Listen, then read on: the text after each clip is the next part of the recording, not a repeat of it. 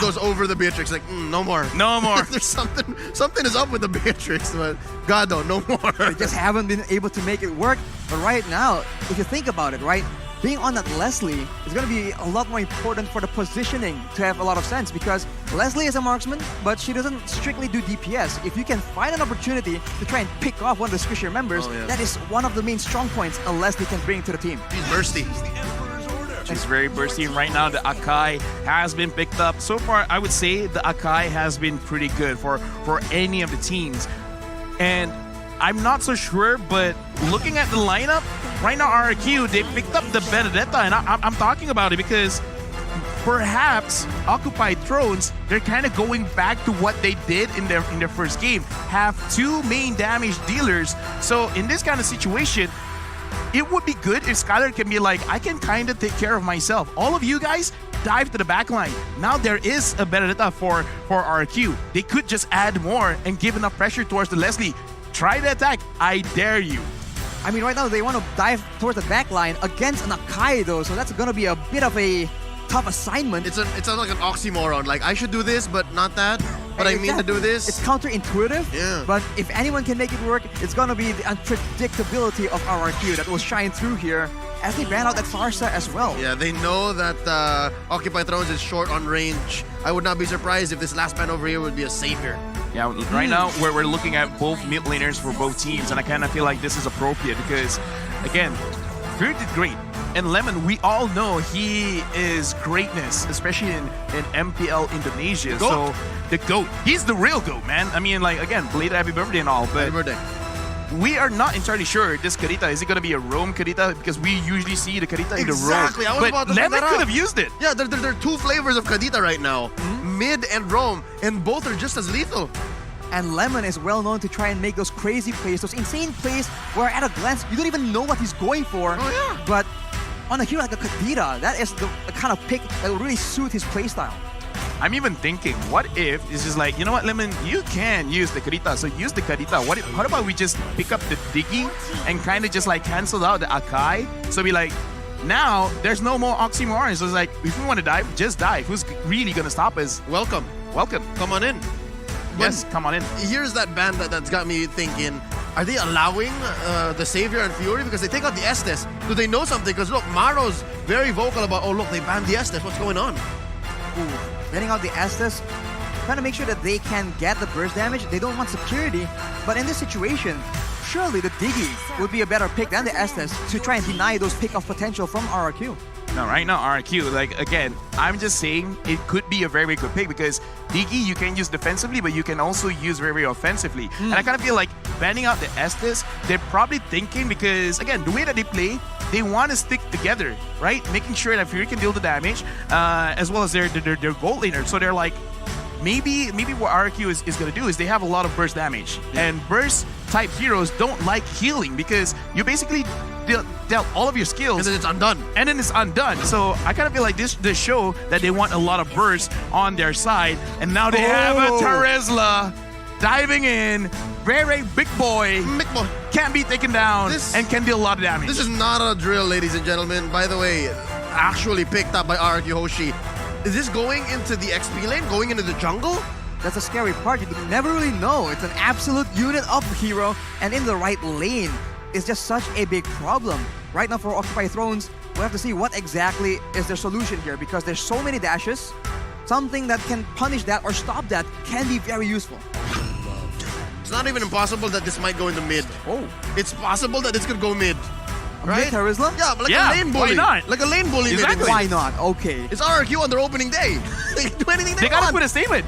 Gotta make a huge statement, trying to show dominance, being one of the main favorites, but ooh, this is Maro on that Franco here. That's a lot of pickup potential if it lands onto the right peak. Yeah, Franco man against the Franco man. There's a little bit of this is an oxymoron. It's like, I'll play the Franco against the Franco specialist, but Maro. Look at this. Yeah, he's like... Focusing on Vin is like, you're using my hero. Yeah, but I do like the Sicilian pick.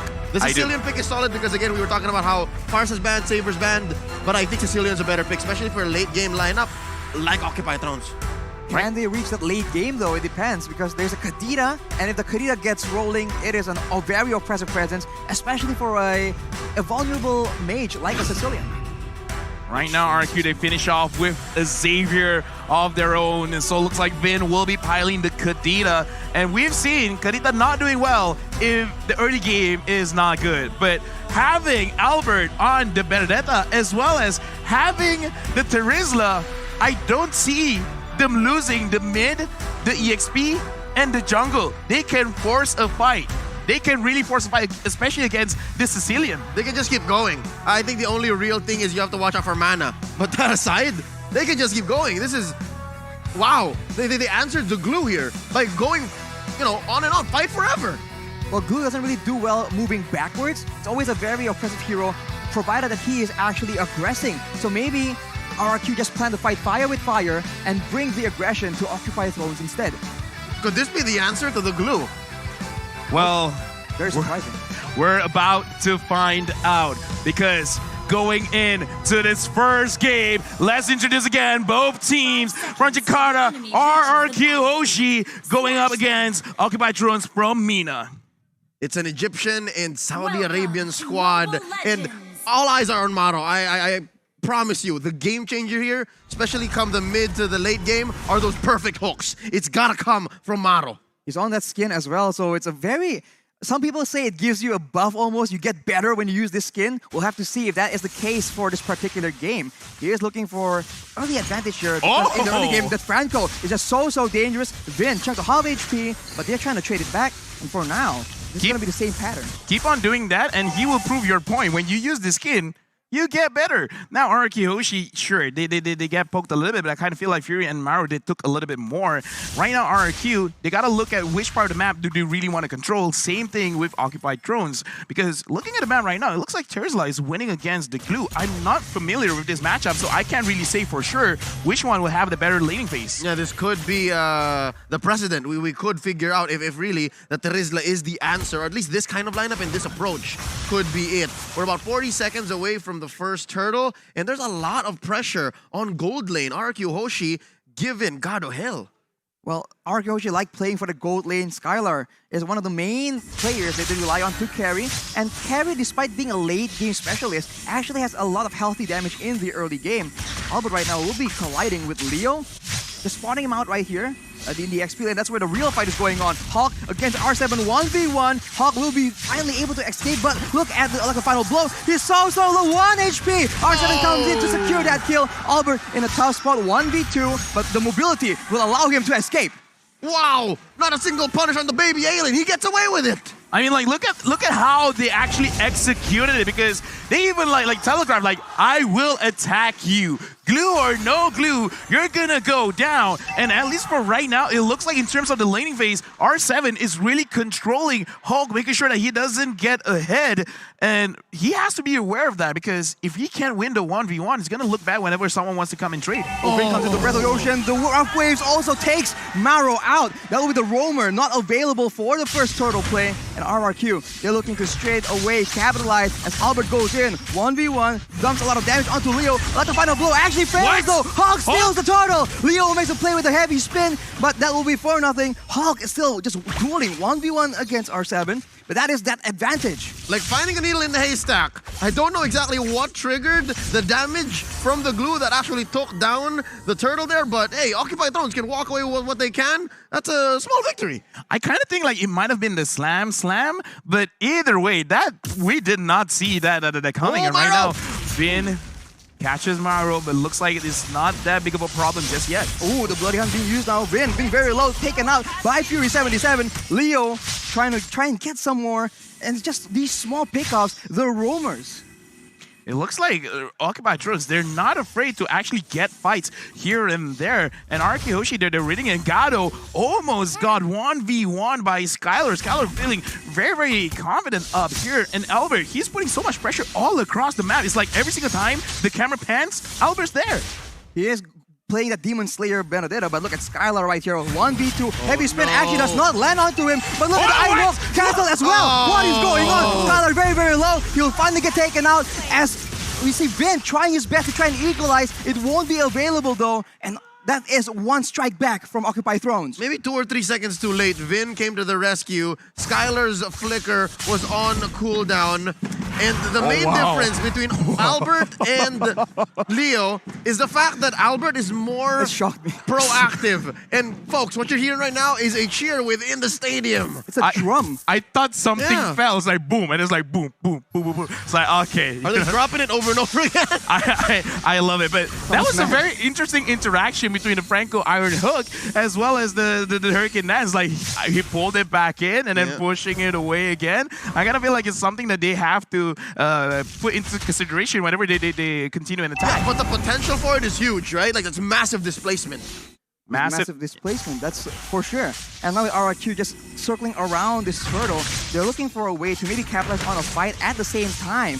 Vin already still very exposed though. And as an opposite, that is going to be the secure being taken by Leo. But look at that, they are actually going for R7 as well. They're looking for more advantages as Vin is also stuck in the turtle pit. He'll finally get taken out by Hawk. Actually, finally, that will be it. That is a disaster for RRQ. They lose 2 members and the turtle as well. Hulk smash! Dude, like right now, Occupy Thrones is actually getting a lot of work done because 100% turtle secure.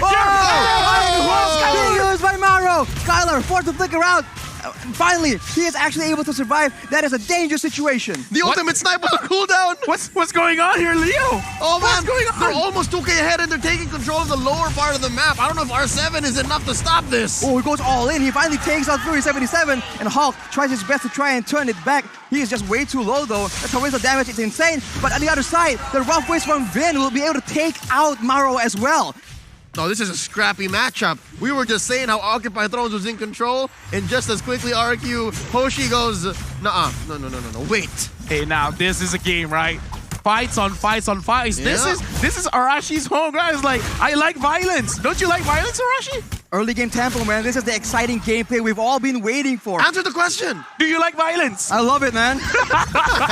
Looking at the items, is there enough here for Occupy Thrones or even RRQ Hoshi to have violence on demand? Right now, I'm looking at Violence on Terizla. demand. I'm looking at Terizla. He's being very, very aggressive because he has the Fury Hammer as well as the Flawless Axe. So it's like, yeah, screw defense. We'll build that later. I want damage right now. I want to make sure that I can get advantage on his glue. I will heal by hurting others. Yeah. Vin goes in, he's forced to use the rough waves though. He's stuck in a tough situation, alone all the way on the side. That will be a kill for Occupy Thrones as RRQ. They go for a bit of a weird fight as the turtle is actually spawning. And what's weird about it more is it's a 4v4. And in a 4v4 like that, given that there is a Franco, Occupy Thrones is way ahead. Yeah, right now, Occupy Thrones, it looks like they're starting to read what RRQ is all about. Albert taking a lot of damage, and I kind of feel like that's kind of what's happening towards the entire game, where he's everywhere, but everywhere he goes, he gets hurt. And Gato just finished his Berserker Fury, and for Leslie, that is a huge power spike. Ooh, Albert goes in with the upper final blow, trying to make sure he secures that turtle. It will not be secured. It's taken by Leo yet again. He will pay the price for it though, as Hulk just zones everybody away. Look at the Iron Hulk being used by Maro. Skylar in a tough situation, but he's still alive. He's still alive and doing a lot of damage to RRQ. And he is actually forced to back away, but RRQ, they clap back from that play. So close. There could have been more that Occupy Thrones done with that kind of engagement. I had my eyes on Maro, and he had his eyes on Skylar, and it was so close. He could have taken down RRQ's gold laner. My eyes were everywhere because that was a fight, and right now it really looks like, you know what, glue has to be perma-banned, man, because we're gonna look back at the instant replay to really understand what happened just now, where the fight around mid, Leo again, right now 100%, turtle secure rate for Occupy Thrones. Hulk really goes to the backline, making sure that not enough damage is there. But Fury 77, he was left alone. So it looks like both teams have the same idea. Go to the backline. Right now, Hulk is getting attacked. He is bursted down, but he is able to escape. But Albert is making chase. Unfortunately, the regeneration is way too much. And RRQ, once again, trying to establish a foothold in this game. Given what's happening here in this about 8-minute, 30-second game, this is very characteristic of Occupy Thrones. It's not clear that they're winning, but the fact that Leo is sacrificing himself out for the Whoa, major objectives. what? Is making a difference. That is a pickoff, but R7 now is the next target. He's trying to stand his ground. Oh! Play, but no, it won't be enough as Vin now is the one caught in a tough situation. Skylar tries to just deal out a lot of damage as Lemon makes a play, but the hook lands onto him. It won't amount to anything as Leo finally gets taken out. With a shutdown for Fury 77. Arashi, the violence, the carnage. Look at all the bodies underneath tier 1 in mid. And Occupy Throne stands tall. Yo, Leo, we gotta look for their coach, man. What happened between then and now? Like, all of a sudden, they just, like, woke up. It's like, we're ready for RRQ Hoshi because that fight, it wasn't clean. But that's the kind of fight I like to see. Fury 77 actually kiting things up. And Let's hook to Albert. Maro, what? Buy this skin! That is very, very By the dangerous. skin. The skin difference, man, is just making it so obvious. And if that hook lands at the right moment, whew, that could have been really, really disastrous for RRQ. All right, so far, key for RRQ to regain control is vision. I think they need to watch out really for where Maro is and the angle that Leo is coming at. These little base by Vin. Oh, Iron Hook again! Suppression is being used as well as Vin will be taken out without being able to use any of his spells. And RRQ has forced to back away from this Lord. My analysis is, yes, buy this skin. Like, legit, because Maro is doing a lot for the team. Hulk goes on to Albert, and Albert, right now, he's having a tough time to actually get in range to the Lord R7 at the front. And right now, Hulk is doing 1v3. Hulk is zoning everyone away from the Lord. That'll be a shutdown picked up by Skylar, but the Lord is secured by Leo and RRQ. They are powerless to change the outcome of the fight. Look at the hook again! What? R7 alone! Fury pops the ultimate as well. And now, you can see Albert goes in to try and help out, do something more as Leo follows up. Vin, late to the party yet again. It won't be enough as Leo just taken very, very low. But look at the dawning light, finally trading back a kill for RRQ. It's scrappy, it's dirty, but boy oh boy, does Occupy Thrones appreciate this kind of gameplay. They're 2K ahead. I'd say this Lord was worth it despite the trades. And look at this. I think this is where they need to be. This is where they want to be. They have Gado safe, far away from trouble. Right now, looking at the players' goal, Fury 77 as well as Lemon,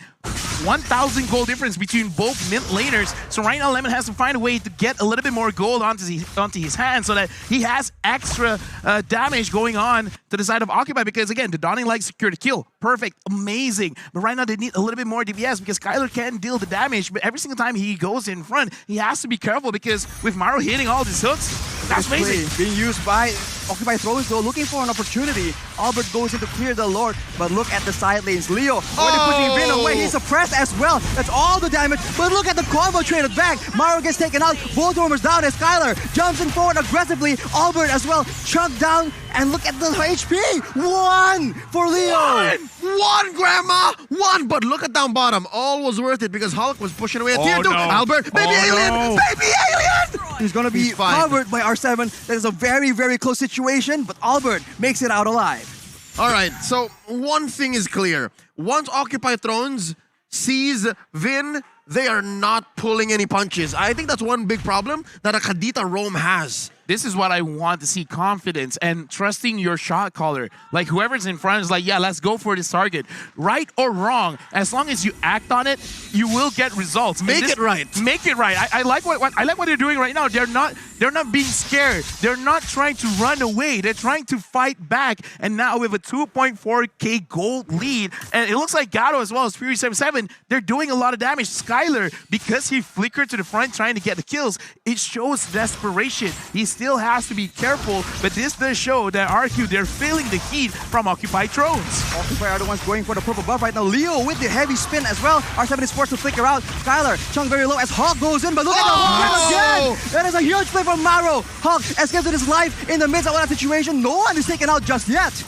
Oh wow, they're scrambling each other. They're scrambling each other. You see the composure of RRQ Hoshi here. That could have been lethal. And again, they are down maybe one major core item, but they knew that this was not the fight to take. And I think Occupy Thrones also just had to think twice, like, no, don't.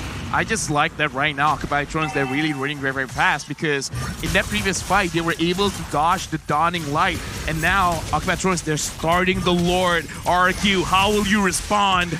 Vin gets spotted by the snipe. Maro makes for play, but it doesn't land. That's a flicker down for the Franco and RRQ. Look at that opportunity. They see an opportunity to just capitalize as Hulk goes in alone. He gets bursted down though. That is not good at all. No front line for the side of Occupy Throne as RRQ push them away. Maro and Leo tries to get a pickoff, tries to get something. The steal, can it happen yet again? It won't be available. The being used but look at that! That is a mega kill picked up by Fury77, but Skylar will be picking up a kill as well. The fight is not over, and OT, they're trying their best, but the one securing the Lord is going to be Skylar. It's still a 2-4-3, but that was a bloody endeavor from both teams. They served them all up to the GOAT. Lemon just had them all set up, lined up, and swing.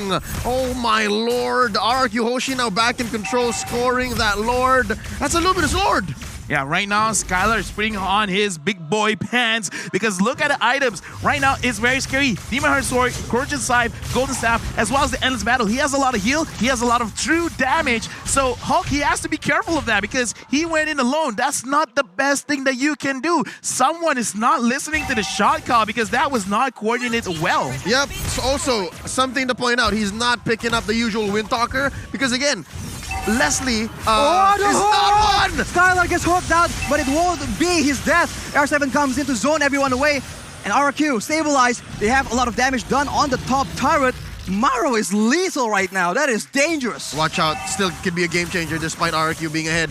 But I was saying, Wind of Nature, Skylar's not building one because Leslie is not a marksman you build the Wind of Nature against. Yeah, true damage, man, not physical damage. And right now, RRQ, with just one Lord, they've already turned things around. 500 gold lead ahead. It is not big, but considering they've been on a deficit for like 2,000, 3,000, 4,000, this is huge. This is great. But again, looking at how Maro is playing this Franco, he could really change things around if he could get Albert, Lemon. I don't think he's going to get Skylar, but if he does, then, dude, Occupy Thrones, they're going for it. Lemon right there with a Dawning Light is able to chunk Gado down to half HP. That is one spell on a very low cooldown. If they can do that again and again, they can almost get a guaranteed 4v5 in these big objective takes. Yeah, no, more likely they are. I mean, the time that Skylar and Albert bought for Lemon is going to pay dividends. Oh, flicker onto Vin as well. That will be the unstoppable picked up by Fury77. The roamer battle here between Vin and Maro. Can I just say, LaFell, that was overkill? I kind of feel like they have some kind of vendetta with Vin, and just Vin. Yeah. That was highly unnecessary. Where it's like, it was worth it. 3 ults? They want to send a message. Yeah. It's like, specifically you. Oh no, they're gonna lose this inhibitor. Oh. That is the pressure being exerted by RRQ. And now, Occupy Thrones going for the purple buff will be able to secure it away. That's unfortunate for Albert. Oh, well, I mean, I was gonna ask if that was worth it, but yeah, no ults were harmed in the stealing of that purple buff. So yeah, that was worth it. I mean, like in was this just a hook. I mean, like, okay, let's put into consideration. So like, yeah, you use a lot of ults, but if you're not gonna fight in the next 30 seconds, why not? 40 seconds, it's fine because again, you want to create some kind of psychological pressure, and R7 goes in. R7's very, very low right now, but look at the Dawning Light. Gado is half HP. The snipe does not land on the right person. Skylar being chunked out, but not nearly as badly as Gado was. You know what? The draft between RRQ and Occupy Thrones now in hindsight is so multi-layered, it's so deep, because there's so much these two teams can do on the near range, melee, long range, mid range. Oh lord, this lord fight! Gets hooked again! Maro making the plays happen for his team! That is a roamer from RRQ, unavailable to make any plays. It's still a 5v4, but RRQ are not backing away. Hawk is trying to zone everyone away, but it's not enough. Leo with the heavy spin, trying to make sure that he can get this lord, but they're both getting low right now. That is a kill picked up by Gado, but he will be taken out as well. Skylar gets a shutdown, gets unstoppable as well, and that is the lord secured by Leo though.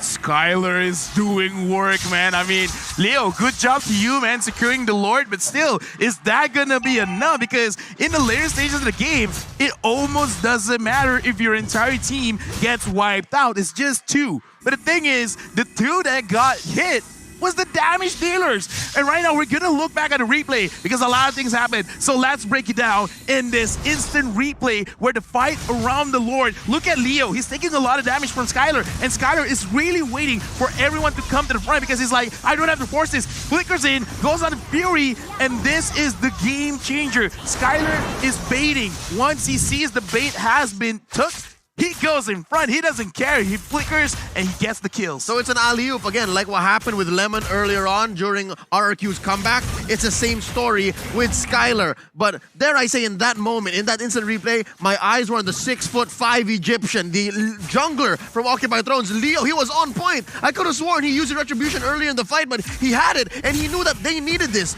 Was that, what kind of Lord was that?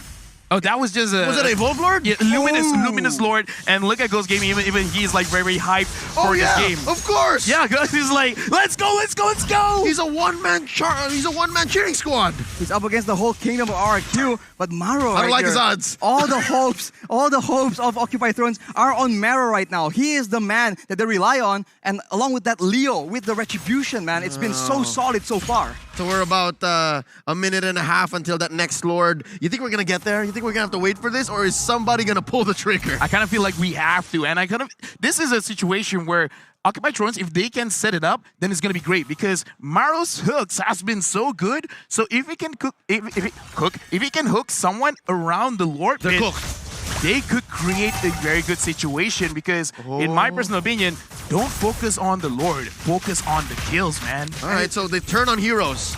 It's so dangerous right now because both teams can scout right here. Lemon with the Dawning Light and Gado with the snipes right here. That is exposing everyone and allowing Vin and Maro to attempt that play. But fortunately for Occupy Thrones, the Franco engage is just so much more dynamic. It's so good. Look at Albert. I think this is the one game changer. Leo has to always be with his team to make that play. And again, that's what I'm saying about Albert since about minute 3 or 4. The Benedetta is the proactive one. Yeah. The Akai has to answer back. The Akai, you can see his plan from a mile away. Yeah, right now, going back to the keys to victory RRQ, they need to use their experience, and they're using it well because they understand that with the draft coming in from Occupy Thrones, they have to sacrifice one lane. And what lane it is, Albert will go and attack it. And Skylar, he's been in so many fights in his life that he understands that because of the short range of the carry, you can't be too aggressive. But the moment he sees certain skills have been used, then I'm gonna go. If you catch me, catch me. But I will die, and I will bring most of you with me. Yeah. And look, now they've started it. RRQ Hoshi made the call. Ooh, Iron Hook does not land right here, so RRQ still have a lot of options to play around with. Vin looking for a chance in the side, looking for a pick of potential. Leo is in position, though, to try and make this a very difficult contest. The Retribution battle has not been favoring RRQ, so Occupy Thrones are very happy to make the plays happen. The flicker is being used. Unfortunately, the hook does not land. That is massive for RRQ. You can see they move in a more aggressive manner. Pay attention to Vin.